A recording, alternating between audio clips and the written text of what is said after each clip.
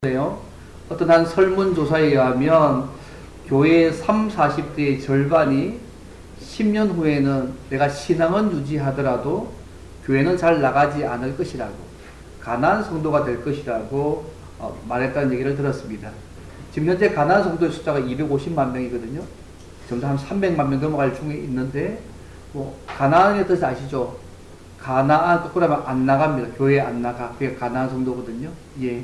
그래서 이런 분이 신앙생활에 회의를 느낀 1, 2, 3위가 있는데, 1위가 뭐냐 하면 신자들의 비도덕적인 이중생활이 첫 번째였고요. 두 번째는 기도 응답이 없어서, 세 번째는 하나님의 존재와 역사가 믿어지지 않고 이해되지 않았었습니다. 저는 특별히 2번과 3번이 중요했는데요. 신자의 이동생활들은 늘 나오는 문제인데, 두 번째가 기도 응답이 없었다. 하나님께 기도했는데 기도 응답이 없어서.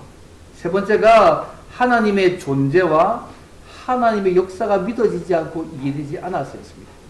결국은 2위와 3위의 내용은 뭐냐면 하나님에 대한 신앙의 문제가 원인이었다는 것을 사실은 알 수 있습니다. 사실 우리 신자의 삶에 있어서 하나님을 만나서 교제하는 것, 가장 중요한 신앙의 어쩌면 본질이지 않습니까? 예수님께서 이 땅에 오셔서 우리의 죄를 담당하시고 십자가에 죽으시고 부활하신 그 이유도 우리가 하나님과 교제하는 생명을 누리기 위해서 하신 일입니다. 우리가 하나님을 알고 교제할 때에 정말 세상이 절대 이해할 수 없는, 우리의 말로 표현할 수 없는 하나님만 주시는 은혜가 있고 놀라운 신비한 세계가 사실 있지 않습니까? 아마 예수를 만나본 사람들은 이것을 다 굳이 말로 표현하지 않아도 어렴풋하게 아마 아실 것 같습니다.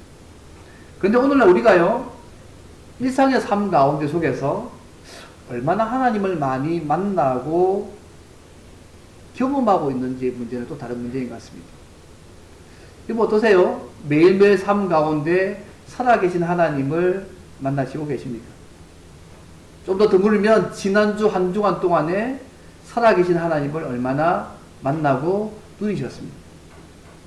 혹시 우리가 예수님을 믿고 있긴 있지만 살아계신 하나님을 우리의 삶에서는 만나지 못하고 살고 있는 것은 아닌지 돌아보실 필요가 있는 것 같아요. 특히 오늘 말씀을 통해서 우리가 잘 아시는 본문의 말씀인데, 오늘 말씀을 통해서 우리가 삶 속에서 살아계신 하나님을 만나서 교제하는 은혜를 누리기 위해서는 우리가 어떻게 해야 될지를, 어떻게 해야 될지, 뭘 믿어야 되고 어떻게 해야 될지를 함께 좀 생각해 보기를 원합니다. 크게 세 가지인데요. 우리의 삶 가운데 살아계신 하나님을 만나서 교제하는 은혜를 누리기 위해서 우리가 어떻게 해야 될까? 또 무엇을 믿어야 될까? 첫째는요, 대제사장이신 예수님을 통해서만 하나님을 만날 수 있다는 것입니다. 너무 뻔한 얘기인데 뻔하지만 않습니다. 대제사장이신 예수님을 통해서만 우리가 하나님을 만날 수 있습니다. 오늘 보면 14절 보시면, 그러므로 우리에게 큰 대제사장이 계시니 성천하신 이 곧 하나님의 아들 예수시라고 했습니다. 예수님이 우리의 대제사장이 된다고 말씀합니다. 여러분, 구약에서요, 제사장의 직무는요, 아론의 자손만이 할 수 있었습니다. 그죠? 아시잖아요? 대제사장의 가장 중요한 임무가 뭐냐면 하나님과 백성들 사이의 중보자로서 백성들의 죄를 대속하고 하나님과 교제하는 자가 되게 도와주는 데 있었습니다. 사실 인간은요, 지은 죄 때문에 하나님께 직접 나갈 수가 없었어요. 왜냐하면 하나님께 나가면 바로 죽습니다. 그런데 하나님께서 인간의 그 죄를 속하는 방법으로, 대속하는 방법으로 동물을 죽여서 그 피를 가지고 나가게 했습니다. 근데 이런 제사는 아무나 할 수 있는 것도 아니었고요, 하나님께서 세우신 제사장을 통해서만 나갈 수 있게 하셨습니다. 그래서 구약 당시에는 제사 제도와 제사장을 통해서만 하나님께 나아갈 수 있었습니다. 근데 예수님께서 이 땅에 오셔가지고 대제사장이 되실 뿐만 아니라 자기 피를 가지고 지성소에 들어가셨습니다. 오늘 본문에 보면 예수님이 우리의 죄를 담당하시고 지성소에 들어가신 분 이렇게 말하지 않습니다. 어떻게 하면 성천하신이라고 말씀합니다. 자기 피를 가지고 지성소에 들어간 분을 말하지 않고 굳이 왜 성천하신이라고 말씀하고 있을까요? 이번 성천하신이라는 말은요, 단순히 하늘로 올라갔다는 것을 의미하지 않습니다. 원래 이 원래의 뜻은 뭐냐면 하늘을 통과하신 분이라는 뜻입니다. 예수님께서 우리의 대제사장이 되셔서 승천하셨다. 하늘을 통과하셨다는 것이 도대체 무슨 의미일까요? 쉽게 말씀드리면 대제사장이신 예수님을 믿는 자들은 누구나 하나님의 보좌로 나아갈 수 있는 자유와 특권을 가지고 있다는 것입니다. 그래서 예수님이 십자가의 죽으심을 통하여서 하나님께 나아가는 길을 열어놓으셨기 때문에 가능한 일입니다. 그리고 이 말은요, 예수님의 대제사장 직무 수행이 이 세상이 아니라 하늘에서 이루어지는 것임을 나타내는 말이기도 합니다. 여러분, 예수님 이미 하늘로 들어가셨잖아요. 그죠? 부활 승천하셔서 하늘 이미 들어가셨습니다. 그리고 하나님 보좌 우편에서 지금도 우리를 위해서 간구하시는 분이 우리 주님이십니다. 여러분 잘 알고 계시지 않습니까? 그래서 히브리 7장 이렇게 나옵니다. 그러므로 자기를 힘입어 하나님께 나아가는 자들을 온전히 구원할 수 있으니 이는 그가 항상 살아 계셔서 그들을 위하여 간구하심이라고 히브리 7장 25절에 말씀하고 있습니다. 그분이 하늘로 올라가셔서 하나님 보좌 우편에 앉아 계실 뿐만 아니라 우리를 위해서 지금도 온전하신 우리의 구원을 위해서 간구하시고 있다고 말씀하고 있는 것이죠. 그래서 이 히브리서 기자가요, 성천하신 대제사장이신 예수님을 통해서 우리가 하나님을 만나서 교제할 수 있고 그분이 우리를 위해서 기도하신다는 그 사실에 근거해서 14절 이렇게 말씀합니다. 우리가 믿는 도리를 굳게 잡자고. 우리가 믿는 도리를 굳게 잡자고 14절에서 말씀하고 있습니다. 흔들려서 표류하지 말고 우리가 믿는 도리를 굳게 잡자고. 여기서 믿는 도리가 뭘까요, 여러분? 쉽게 하면 원어로 신앙 고백입니다. 어렵고 힘들어도 우리의 믿음의 내용, 쫓겨난 예수님에 대한 신앙 고백을 굳게 붙잡아야 한다는 말씀입니다. 뭐 오늘 얘기하면 사도신경을 고백했는데 그 사도적인 내용들을 붙잡아야 한다는 말씀입니다. 여러분, 예수님에 대한 신앙 고백이 뭘까요? 예수님의 죽으심과 부활이 우리를 구원하시기 위하시라는 것.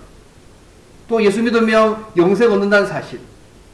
지금 현재 하나님 우편에서 우리에서 기도하실 뿐만 아니라 온 세상을 통치하시다가 이 세상을 심판에 다시 오신다는 그 사실. 예수님은 이런 신앙 고백들을 굳게 붙들라고 지금 말씀하고 있습니다. 왜 이런 얘기를 할까요, 여러분? 굳이? 이 편지를 받는 히브리서의 성도들이 어려워서 그렇습니다. 그들은요, 예수님에 대한, 그들이 믿는 예수님에 대한 도리, 그 신앙 고백 때문에 회의도 있고요, 의심도 있고, 갈등도 있었습니다. 왜냐하면 현실적으로 예수 믿는데 핍박과 손해를 보니까요. 또 계속 이렇게 믿어도 금방 삶의 변화가 없으니까 하나님을 떠나기도 합니다. 그것이 히브리 성도 가운데 일어난 일들이었습니다. 눈앞에 보이는 현실이 내가 가지고 있는 그 믿음의 내용들을 붙잡지 못하도록 막 흔들리기도 하고 회의하기도 하고 의심하기도 하고 갈등하기도 하고 심지어는 이제 하나님을 떠날까지도 되는, 실제 떠나는 사람도 있을 정도로. 여러분 그런 경우 없으세요? 우리의 삶 가운데 언제 믿음에 대한 회의와 의심과 갈등과 계속 이렇게 사는 거 맞는가? 그런 마음을 가질 때가 언제 없으셨습니까? 많은 분들이 말씀합니다. 이 땅을 살면서 어렵고 힘든 일을 만날 때마다 우리가 예수를 믿는 것이 어떤 의미가 있는지 갈등할 때가 많다. 내 삶을 보니까 너무 두렵기도 하고, 내 삶에 고통이 있는 것을 볼 때도 그렇고, 내 삶에 질병이 있는 때도 그렇고, 내가 앞날의 미래 생활에 너무너무 불안하고, 이런 여러 가지 현실적인 문제를 닥칠 때마다 그러면서 내가 계속해서 예수를 믿고 믿음을 지키는 것이 맞는지 안 맞는지를 갈등한다는 것이죠. 그래서 우리가 믿음 생활하는 것, 좀 속히 작게 얘기해서 교회에 다닌다는 것이 무슨 의미가 있는지 갈등한다는 것이죠. 심지어 예수 믿는 것대로 손해를 보고 뭔가 좀 이렇게 뭐가 다른 부분을 주시면 더 심할 것 같아요. 여러분 2024년 통계에 의하면요, 오늘날 예수를 믿는다는 이유로 전 세계 기독교인 중에 7명 중에 1명이요 박해를 당하고 있습니다. 이걸 따지면 약 3억 6,500만 명입니다. 오늘도 예수를 믿는다는 그 이유 때문에 현실적인 피해와 어려움을 당하고 있다는 것입니다. 바로 이러한 상황에서 예수님이 우리의 대제사장이 되신다. 지상의 임무를 완성하시고 하늘을 통과하여 들어가신 분이신다. 예수께서 우리의 완전한 속죄를 위해서 하늘에 완전 영구적으로 들어가신 대제사장 되신다 말하고 있는 것입니다. 그래서 예수님 통해서 하나님 만나서 교제할 수 있고 예수님 통해서만 하나님 앞에 설 수 있다고 얘기하고 있는 것입니다. 또 예수님이 하나님의 보호자 우편에서 우리의 완전한 구원을 위해서 기도하시고 있다 지금 말하고 있는 것입니다. 그러니까 믿는 현실적 어려움들 때문에 믿음을 포기하지 말고 흔들리지 말고 오히려 믿는 도리를 예수님을 굳게 붙잡을 뿐만 아니라 복음에 대해서 믿음에 대해서 부끄러워하지 말고 두려움 없이 담대하게 증거하며 살아가라고 지금 얘기하고 있는 것입니다. 근데 이 삶이 오늘 비단 이 히브리서 당시의 사람들의만 문제일까요? 오늘 우리의 현실 문제 가운데 우리가 가끔 그렇게 생각하지 않습니까? 제가 예전에 말씀드렸던 마크 트웨인 얘기 기억나십니까? 기독교의 대단히 비판적인 인물이었습니다. 마크 트웨인이 누구인지 아시죠? 톰 소유의 맞죠, 그죠? 톰 소유의 모험 적은 사람이 마크 트웨인 아닙니까, 그죠? 또 몇 개 더 적었는데 이 사람이 사람들 앞에서도 글로도 그는 기회가 닿을 때마다 기독교를 비판했습니다. 그런데요, 기독교를 비판하면서도 독실한 신자인 여인을 사랑했습니다. 올비아 랭턴이라는 여인을 사랑하셨습니다. 기독교는 비판하는데 기독교인 여자를 사랑했습니다. 그가 생각할 때 사랑은 종교와 상관이 없다고 생각했습니다. 그래서 기독교를 비판하는 것과 다르게요, 그에게 적극적으로 구애하고 이렇게 했습니다. 근데 이 여자도요, 이 마크 트웨인을 사랑했기 때문에 믿음 생활을 방해하지 않는 조건으로 마크 트웨인의 사랑을 받아들였고 결국 두 사람이 결혼까지 했습니다. 서로서로 너무 사랑했기 때문에 서로 닮아갔습니다. 뭐 부부가 닮지 않습니까? 전 잘 모르겠습니다만 닮는다 하는데 그죠? 닮아갑니다. 근데 마크 트웨인에 의해서는요, 기독교에 대한 비판을 점점 좀 줄여나가기 시작합니다. 결혼을 살면서. 이 올리비아는요, 기독교를 비판하는 이 마크 트웨인의 마음을 조금씩 이해하면서 어디까지 가냐면 나중에는 교회에 가지 않는 데까지 가게 됐습니다. 훗날 사랑하는 자녀를 잃어버렸어요. 슬픔에 빠졌을 때 이 마크 트웨인이 그 아내에게 다시 신앙생활 하는 것이 당신에게 도움이 되지 않겠느냐고, 그렇게 오히려 남편이 오히려 아내에게 요청했습니다. 그때 이 여인의 말이 이런 말입니다. 이미 아무런 믿음이 나에게 남아있지 않다. 이 실제 얘기입니다. 제가 왜 이 얘기를 하냐면 어떤 상황도 우리의 믿음을 흔들거나 하나님을 떠나게 만들어서는 안 된다는 말씀입니다. 그 어떤 상황과 어떤 모습도 우리를 하나님과 더 굳건하게 만들어야지 그것을 흔들거나 떠나거나 해서는 안 되는 상황까지 가면 안 된다는 말씀을 드리기 위해서 이 말씀을 드립니다. 오히려 하늘 보좌에 계신 한 예수님을 믿고 믿음을 더 굳게 붙잡는 삶들을 살아가는 것이 우리 신자의 모습입니다. 오늘 보면 그걸 말씀하고 있는 것입니다. 사랑하는 성도 여러분, 혹시 우리 성도들처럼 이러한 현실적인 문제와 상황들로 인해서 신앙의 회의와 의심과 갈등의 마음을 혹시 가지고 계십니까? 아니면 삶에서 두려움과 고통과 앞날에 대한 불안이 계십니까? 이럴 때 염려하지 마시고 오늘 찬양처럼 완전한 대제사장 되신 예수님이 오늘도 은혜의 보좌에서 우리를 위해서 기도하고 계심을 기억하시면 좋겠습니다. 그리고 예수님을 통해서 하늘에 계신 그 하나님을 만나고 교제할 수 있는 그 사실을 믿고 예수님에 대한 믿음을 굳게 붙잡으시면 좋겠습니다. 여러분, 예수님만이 우리가 마지막 심판 때에서 우리를 구원할 수 있는 분이십니다. 오늘 본문에 12절과 14절 말씀 보십시오. 만물이 드러날 그날 때에 우리가 그분을 설 수 있는 방법들은 딴 거 없습니다. 예수님만이 마지막 심판 때에 우리를 구원할 수 있는 분이십니다. 어떤 사람은 이렇게 얘기합니다. 어떤 종교든지 열심히 성실하게 믿으면 천국에 갈 수 있고 하나님을 만날 수 있다고 이야기합니다.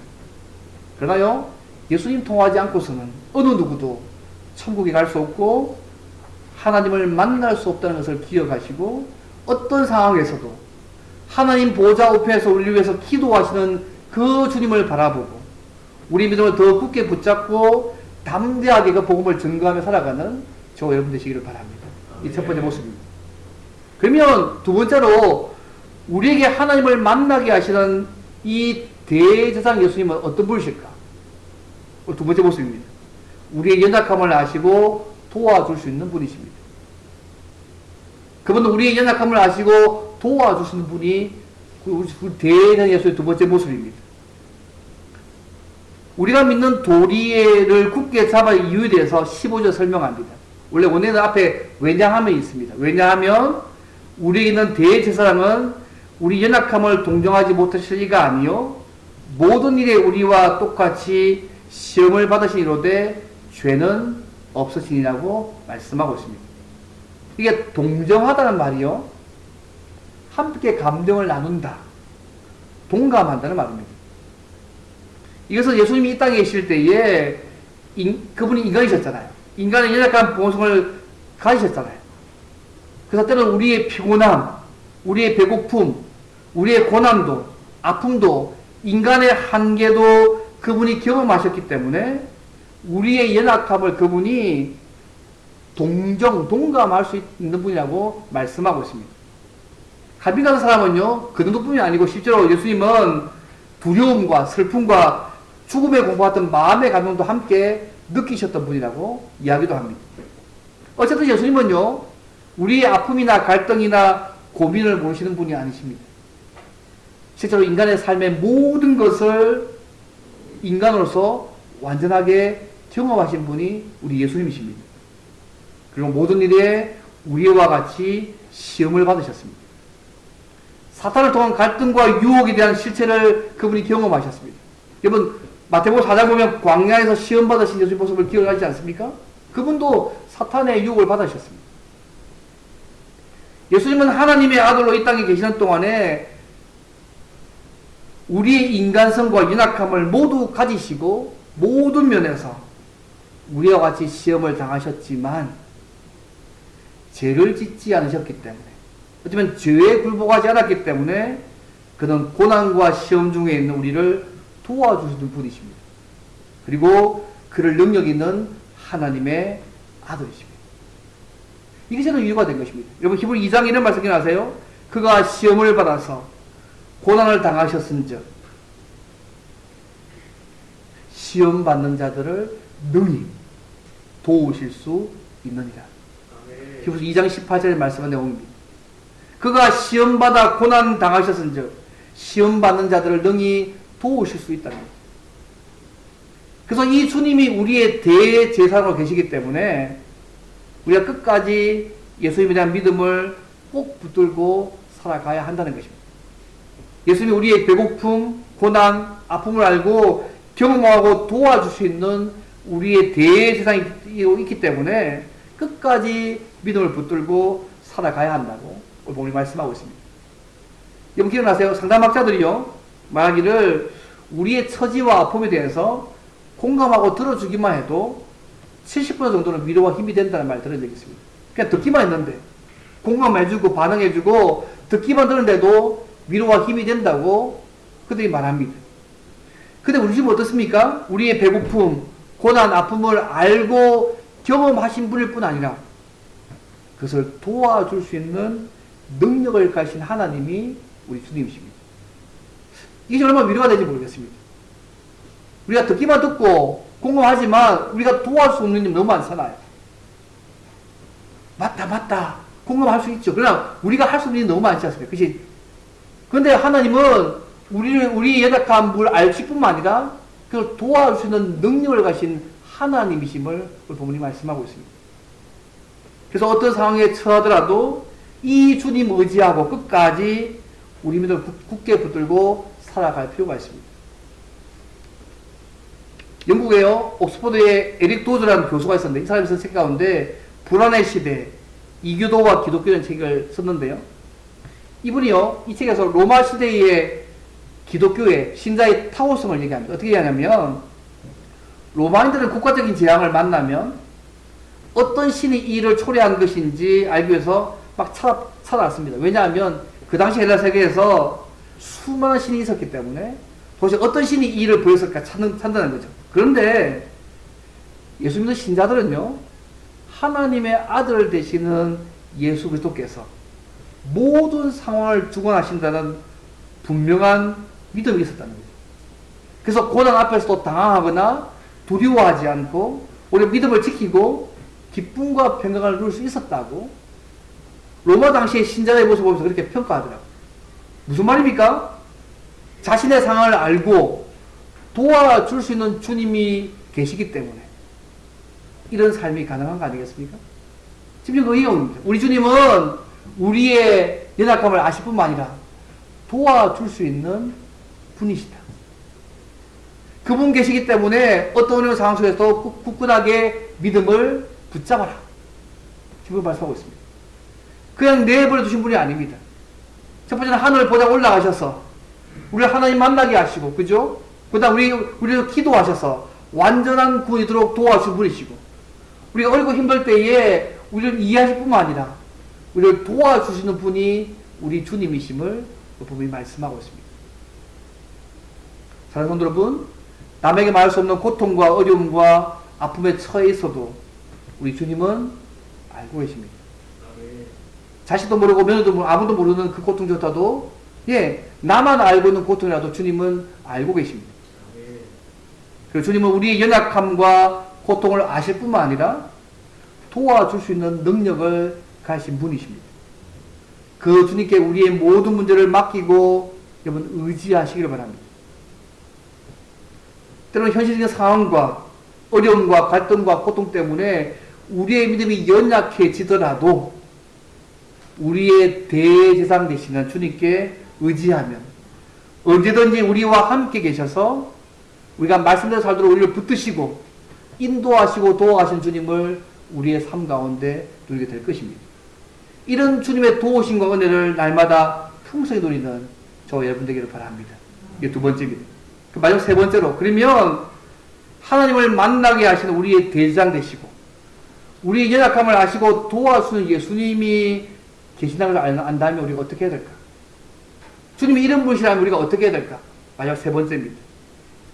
예수님을 통해서 항상 은혜의 보좌에 나아가야 합니다. 예수님을 통해서 항상 은혜의 보좌에 나아가야 합니다. 그러면 긍휼하심과 때를 따라 돕는 하나님의 은혜를 누리게 하십니다. 가장 중요한 것은 우리가 예수님을 통해서 항상 은혜의 보좌에 나갈 수 있다는 것입니다. 그 은혜의 보좌에서 우리의 삶에 필요한 모든 것을 우리는 누릴 수 있습니다. 그래서 본문에 심주로서 이렇게 얘기합니다. 그러므로 우리는 긍휼하심을 받고 때를 따라 돕는 은혜를 얻기 위하여 은혜의 보좌 앞에 담대히 나아갈 것이라고 말씀합니다. 여러분, 은혜의 보좌가 뭘까요? 이걸 알기 위해서는요, 구약의 성막 구조를 좀 알 필요가 있는데요. 한번 띄워주시겠어요? 제가 한번 그림을 들고 왔습니다. 예. 하나님의 성막을 짓게 하신 목적들이 하나님이 그들 가운데 계시며 교제하기 위해서인데, 구약의 성막이 여러 가지 그죠? 요 성막의 첫 번째 부터 보면 바깥쪽은 바깥들이고요. 이 안쪽 자체가 보면 여기가 성소, 여기가 지성소거든요. 그러니까 성소 안에 있는 부분이고 이 지성 안에 복대입니다. 그래서 우리가 은혜의 보좌의 말씀을 좀 이해하려면 이 구조를 알아야지만 이해되거든요. 그 다음 넘겨주십시오. 예, 그 다음 넘겨주십시오. 예. 예, 그 다음, 안 넘어갔나요? 넘어갈 건데, 예. 어쨌든, 예, 보시면, 저 지성소 안에, 그죠? 앞에 지성소 안에 언약궤가 있고, 그 그 언약궤 뚜껑에 하나님이 만나주시고 은혜를 베푸는 장소인 시온 촉제소가 있죠. 좀 더, 예, 그러면 하나 더 넘겨주시겠습니까? 예, 하나 더 넘겨주시겠습니까? 죄송합니다. 예.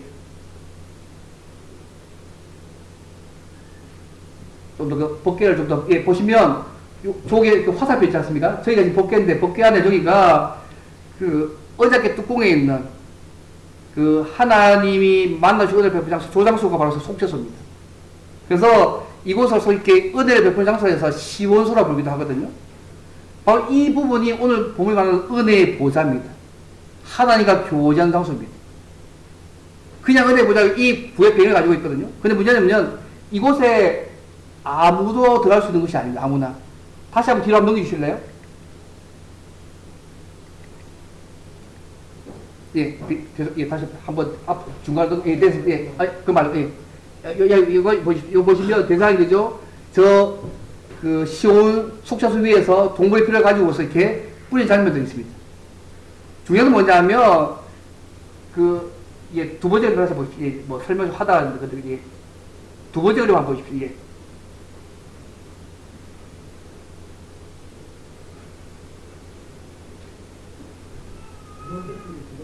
예, 천천히 해서 이렇게 하시면, 예. 예, 네, 더 감사합니다. 보시면, 이 대제사장이 있고요. 앞에 휘장이 보이지 않습니까? 그 휘장 안이 이제 지동소인데, 이 지동소에는 아무나 못 들어갑니다. 이는 1년에 한 번 대속죄일에 대제사장만 들어갈 수 있는데, 이 대제사장이 그죠? 짐승의 피를 가지고서만 들어갈 수 있습니다. 근데 아까 은혜의 보좌를 말한 뭐냐면, 이 대속죄일에 대제사장이 짐승의 피를 가지고 아까도 엎었기 위에 있는 그 속죄소에서 피를 뿌리고 나서 속죄함 받고 하니까 교제한 시간이 다 된 거죠. 그래서 은혜의 보좌 앞에 나가는 것은 그곳에서 하나님을 만나서 교제한다는 의미입니다. 근데요, 중요한 건 뭐냐면 예수님께서 우리의 대제사장이 되셔가지고 1년에 한 번 대속죄에 들어가는 저 장소에 예수님 십자가 사건을 통해서 그것을요 완전히 물들이셨습니다. 중간에 휘장 보이시잖아요? 십자가 사건, 예수님 죽고 난 이후에 저 휘장이 찢어졌습니다. 대제사장만 들어갈 수 있는 그 장소에 이제는 예수님 십자가 사건을 통해서 이제 저 속죄소 안으로 누구나 하나님과 교제할 그 길이 열린 것입니다. 그래서 오늘 본문 말씀은요, 우리가 이 예수님을 통해서 이 은혜의 보좌에 나아가자고 말씀하고 있는 것입니다. 과거에는 대제사장과 같던 짐승의 피를 통하여서 속죄하고 난 이후에 하나님을 만나는 그 장소에 이제 우리가 누구냐면 예수님의 십자가 사건을 통해서 예수님을 통하여서 그 은혜의 보좌로 나아가자고 지금 말씀하고 있습니다. 근데 이 은혜의 보좌 앞에 어떻게 나갑니까? 담대히 나아갈 것이라고 말씀합니다. 이 담대는 말이 원래 원래는요 자유라는 말입니다. 이런 뜻이 있지만 오늘 보면 자유라는 뜻입니다. 예전에는 지은 죄 때문에 그 앞에 자유롭게 나갈 수 없었지만 이젠 자유롭게 나아가자는 것입니다. 바로 여기 거기서 마틴 루터가요 만인 제사장직을 사실은 주장합니다. 누구든지 예수 믿으면 누구든지 그분을 만나서 교제할 수 있다는 것이죠. 이제는 한 번이 아니라 항상 언제든지 하나님을 만나 교제할 수 있습니다. 여러분 신앙의 핵심은 어떤 면에서 은혜의 보좌에 들어가서 하나님을 만나 교제하는 거 아니겠습니까? 이제는 예수님 안에서 시 공간의 제약을 받지 않고 자유롭게 은혜의 보좌에 들어가서 하나님과 교제할 수 있습니다. 그렇다면요 오늘날 그러면 우리가 은혜의 보좌로 나아가는 방법이 뭘까요? 구약 당시에는 대제사장이 짐승의 피를 가지고 와서 그죠? 피를 속죄해서 뿌려가지고 그분과 교제했잖아요. 그렇다면 오늘 우리가 하나님의 은혜의 보좌에 나가는 방법이 뭘까요? 하나님을 만나서 교제할 수 있는 방법이 뭘까요? 이렇게 하나씩 규칙적으로 하나님 앞에 예배를 드리는 모습이죠. 예배는 하나님과 교제하는 거잖아요. 만남 있지 않습니까? 많은 믿음의 선배들이 하나님께 나아가는 방법으로 정한 시간에 예배를 드렸습니다. 하나님을 만나 교제하는 하나님께 나아가는 방법이고요. 또 규칙적으로 말씀을 읽고 기도하는 것. 하나님의 은혜의 보좌로 나가는 방법입니다. 그래서 때로는 금식하고 밤을 지새웠습니다. 신자의 삶에 이런 모습이 제대로 되어 있지 않으면 절대로 은혜의 보좌에 들어가서 하나님을 만나서 교제할 수 없습니다. 물론 하나님께서 특별한 은혜 주셔서 강구자식 역사 은혜 있지만 일반적으로 하나님의 은혜는 이렇게 주어집니다. 머리로 하나님이 어떤 분인지 알고 있는 것과 그 하나님을 만나고 체험하는 문제는 완전히 다릅니다. 사실 하나님의 은혜는 하나님 주신 거저 주신 선물이잖아요. 그런데 하나님께서 우리를 억지로 은혜 주는 자리에 놓지 않으십니다. 그래서 우리가 하나님의 은혜가 지나가는 그 자리에 길목에 늘 서 있어야 합니다. 규칙적으로 말씀을 읽고 기도하고 예배를 드리고 그리스도의 몸에 속해 있는 그 모습을 통해서 그것이 우리의 몸에 배기해서 하나님의 은혜가 우리의 삶 가운데 흘러넘치는 기회를 주실 필요가 있습니다. 그래서 오늘 많은 신자들이 바쁘다는 이유로요, 일을 제대로 하지 못할 때가 많습니다. 세상에 안 바쁜 사람이 어디 있습니까, 여러분? 우리가 이 시간을 확보하기 위해서 삶의 우선순위를 조정해야 합니다.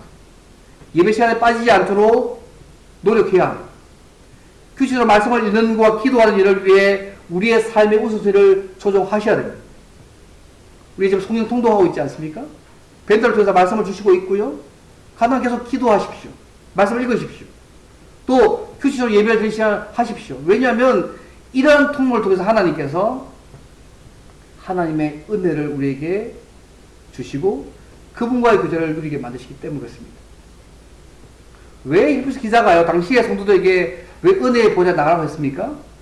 보면 때를 따라 돕는 은혜를 얻기 위해서 말씀합니다. 이번 가운데요, 우리 인생 가운데 하나님의 은혜가 필요 없는 사람 아무도 없습니다. 우리 이 땅을 살아갈 때에 하나님의 특별한 도우심이 필요할 때가 너무너무 많습니다. 당신은 복음을 믿는다는 이유로 환난이나 핍박을 받았습니다. 그러나 오늘날에는 예수 믿는다는 이유로 어려움과 소란을 당할 수도 있습니다. 때로는 믿음 사람 회의가 생길 수도 있습니다.